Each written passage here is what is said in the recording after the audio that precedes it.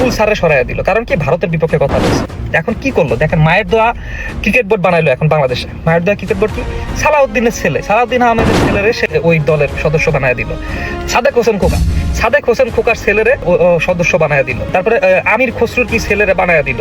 তারপরে হলো ববি হাজ্জাদের বউরে বানায় দিল সদস্য। কেন ইমাজিন, ওরা কি খেলার কোনো বুঝে? এবারে শুধু তামিম ইকবালের রাইখা সবগুলো হইলো গিয়া আত্মীয় স্বজন ঢুকাইয়া দিল। ভাই এগুলো কি চলতেছে দেশে, কি চলতেছে বলুন তো ভাই? আমরা কি বাঙালিরা এরকম চাই দেখবো, চাই দেখবো? আমাদের কি আর কোনো কাজ নাই? আমরা কি এর বিপক্ষে কথা বলতে কি পারি না, নাকি আমাদের মুখ রায়? এটা কয়দিন সহ্য করা যায় ভাই? প্রত্যেকটা সেক্টর, প্রত্যেক দিন শত কোটি টাকার উপরে বাংলাদেশে চাঁদাবাজি হচ্ছে।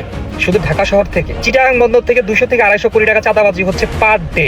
এটা এগুলো কোথায় যাচ্ছে, কোথায় যেতেছে এই টাকাগুলো? এগুলো সব আপনার আমার টাকা। এখন আমরা অনেকেই বলি যে আমরা রাজনীতি করি না, বাংলাদেশের অনেকেই বলে যে আমরা রাজনীতি করি না, রাজনীতি বুঝি না। ভাই যারা রাজনীতি করেন না, রাজনীতি বুঝেন না, আমি নিজেও বুঝি না, কিন্তু ভালো খারাপ তো বুঝেন। হ্যাঁ, ভালো খারাপ তো বুঝেন, দেশের কোনটা ভালো হচ্ছে কোনটা খারাপ হচ্ছে এটা তো বুঝেন।